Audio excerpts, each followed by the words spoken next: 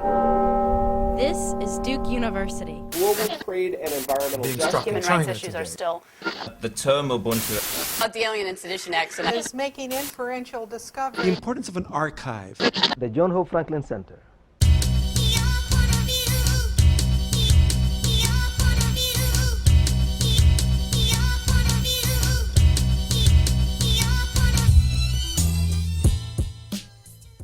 Welcome back to Left to Black. I'm your host, Mark Anthony Neal, and we're joined this afternoon by Professor Jonathan Gales, Professor of African American Studies at Georgia State University, and a filmmaker, director of the film White Scripts and Black Supermen, Black Masculinities in American Comic Books. How you doing today, Professor Gales? I'm here with Mark Anthony Neal, so I couldn't be better. So in some ways, this is really unexplored territory. I mean, the last thing folks think about when they think about comic books, of course, is race and blackness. And not only do you explore in this film, you know, this larger history of black presence in comic books, but the role that these comic book spaces play in articulating different notions of black masculinity. And of course, in the film, you have a wealth of talking heads and thinking heads and folks who are doing illustrations. How exciting was it for you to work on this project? You know, it was very exciting and also very affirming. You know, I grew up reading comic books, and there was always this sense of frustration, this dissonance. And I had a sense that I was dreaming someone else's dreams. I loved comic books. They provided me with a sense of escape and the kind of liminal space I was living in as an adolescent. But, you know, all of the heroes were white. And you know, I picked up actually this book here, Luke Cage, one of my old school comic book superhero. I was out with my wife, Pam, in Little 5 Points here in Atlanta. And I picked this old trade paperback up and decided to, I'll look at it, you know, just for old time's sake. And I started reading these comic books, and I was really offended by what I saw, offended because the images were so problematic, the storylines, the narratives were problematic, but also offended because as a young person, I consumed Luke Cage. I loved Luke Cage, and I consumed him uncritically. And so to find out that there were many other scholars who are placing comic books within the realm of popular culture and engaging them critically was very affirming for me. So I'm very excited about the state of the project. Yeah, I'm always amazed. You know, we have a common friend and colleague, John Jennings, you know, who of course both teaches comic book history, but also is an illustrator himself. And to see how locked in he often gets, you know, and almost entranced, talking about the details of this. I have to wonder, you know, you've done this documentary, right? And of course it's going to be distributed by California Newsreels. Absolutely. You know, shortly. But you've been traveling the country, you know, with this documentary. It was, you know, an official selection and winner of Best Documentary Feature at the 2010 Urban Media Makers Film Festival. What has it been like to screen the film? And we're talking to Jonathan Gales about his new film, White Scripts and Black Supermen, Black Masculinities in American Comic Books. What's it been like to go out traveling with the film and to be able to engage with audiences? Many of them who felt the same way you did about this kind of absence of a sophisticated presence of blackness in comic books. You know, it's really interesting. You know, I go to a festival and I do a Q&A afterwards, and there are all of these adults, you know, people my age, 40 and up, who, you know, sometimes people will say, you know what, I always had a problem with that particular character. Or, you know, that always bothered me growing up. You know, why is Luke Cage wearing chains? You know, why is he bound to Harlem? You know, why this, why that? And so it's always this sort of, I'm going to use the word affirming again. You know, you find out that you're not isolated in the way that you might have felt as an adolescent, because we're talking about people thinking retrospectively about these superheroes. These are the first African-American superheroes in comic books.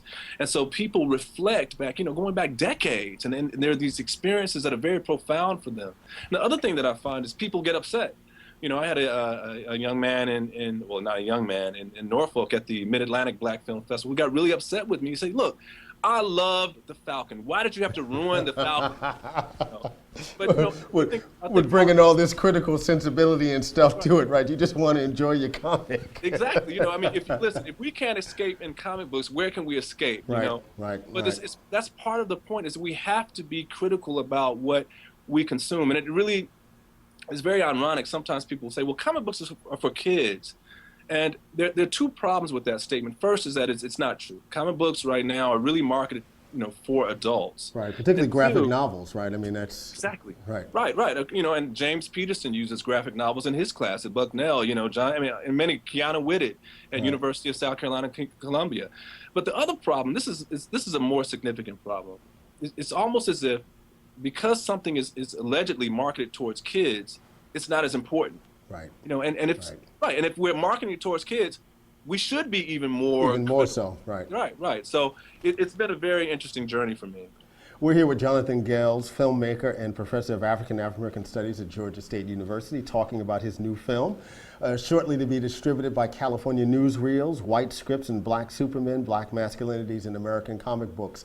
One of the working themes that you've been using in talking about your film is this notion of Shaft or Sidney Poitier. Yeah. That the presence of black masculinity in comic books and really broadly in black popular culture has to be one of these two poles, right? It's either someone who is disturbing in the way that Shaft might be read as disturbing, or someone who really acquiescence, right. To whiteness and mainstream culture in the figure of Sidney Poitier.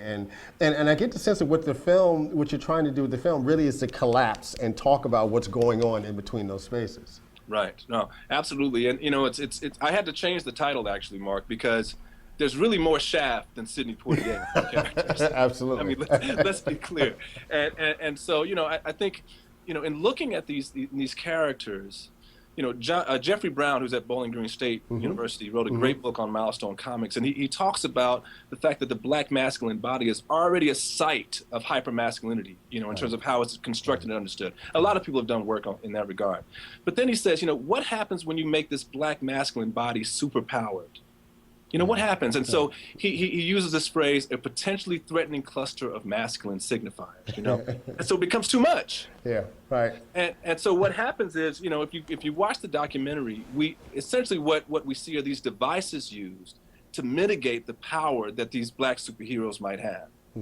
And so there are all these devices that undermine their superheroic potential. And I think it's a really, really interesting take on comic books, black masculinity, and popular culture.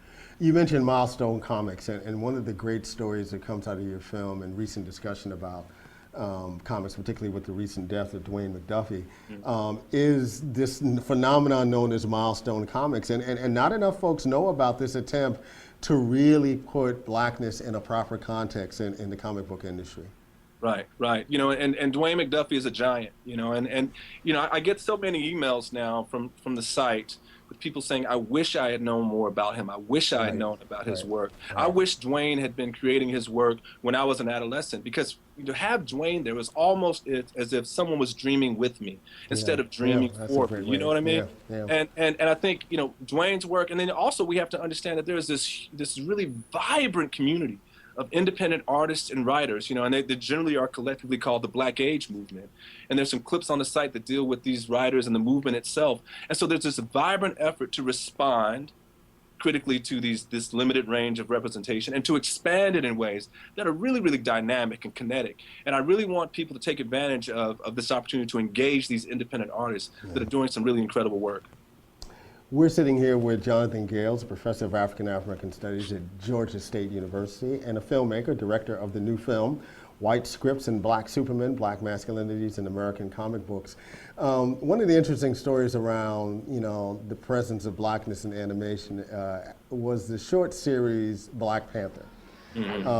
Something that was produced and the intent that it would be shown on black entertainment television. There were a few episodes very early on that circulated on iTunes that you could download, and of course now you can buy a videotape at least of the first 8 episodes. I was fortunate to watch those first 12 episodes on Netflix. Talk a little bit about the story of the Black Panther. I know sitting there watching it, and I watched it with my 2 young daughters, who the world of girls, who and watching it themselves could reflect they had never seen anything like this, right? And this attempt to, on the one hand, tell black history with a contemporary film, to acknowledge the groundbreaking emergence of Barack Obama, to offer some soft nudges and jabs at the Bush administration and their idea of foreign policy. It really, for me, was a very exciting and rewarding, you know, visual and consumption appearance, right? Why doesn't BET pull the trigger on this, right? You know, why isn't this something that, as I think about, you know, this kind of renewal, I talked with Kelly Jones, the art historian, you know, earlier, and I talked about this idea that there's a sense that black culture is fatigued, right? You know, at least as it's, you know, expressed in mainstream popular culture. And I looked at Panther, and this was something that was exciting and refreshing. You know, why does it die? Right. You know, Mark, I know you're not really asking me to explain it. Come on, man. Come on. But, you know, I think, you know, I would certainly agree with you. It's a groundbreaking series. And it's completely tragic that more people don't have access to. Right, and haven't seen it. Right, absolutely. It's a tragedy. You know, Julian Chambliss, who's at Rollins College, wrote something about this where he talks about this idea of digital access. And so you have this empowering character, and yet you have to order it online, go on Amazon, etc. Right. And I think it really does speak to, you know, a broader context for the documentary, really, which is certain scripts are acceptable, certain scripts are not. Right. And the idea of a Black Panther character like that doesn't really fit into the framework. And the other thing that's interesting about the Black Panther is, you know, if you look at the original Black Panther, when he first emerged, he's a powerful character and all that. But in the first issues, he's serving white men. Right. Right, you don't see him in his own country. Elise McCutcheon has a brilliant take on this, you know, and so then you have this distinction between an African superhero versus African American superheroes, and the African superhero is somehow allowed to be a bit more powerful, allowed to have a bit more authority over his environment. Well, African American superheroes are not. So there's a lot going on in terms of how we understand these characters. We're here with Jonathan Gales, who's a professor of African American Studies at Georgia State University and a filmmaker, director of the new documentary, White Scripts and Black Supermen, Black Masculinities in American Comic Books. What's next for you, Jonathan? I'm working on another project now looking at a retrospective analysis of the Ebonics debate. And I just started shooting some interviews with some people that were on the ground, people that are still on the ground dealing with, you know, race, culture, language, education, educational policy. I'm really, really excited about it. And I need to say that I attended the Center for Documentary Studies Summer Video Institute 3 or 4 summers ago, and it was a at Duke University. It was a very, very rewarding experience. I want to give those people a lot of credit because they taught me a great deal. So I'm interested in this Ebonics documentary and a few other projects as well. Well, thanks for joining us this afternoon, Jonathan. Hope everyone will get an opportunity to see your film, White Scripts and Black Supermen, Black Masculinities in American Comic Books. And again, thanks for taking your time out to spend some time with us on Left of Black. Hey, good to see you again, Mark. Thank you.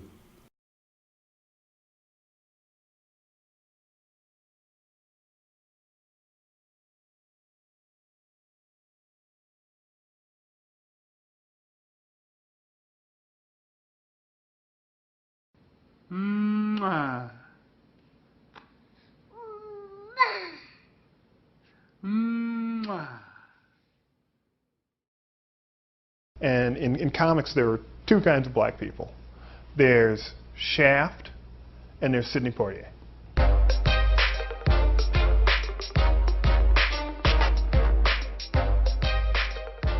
African American male superhero characters have a burden, an added burden of being seen as sort of hyper-masculine.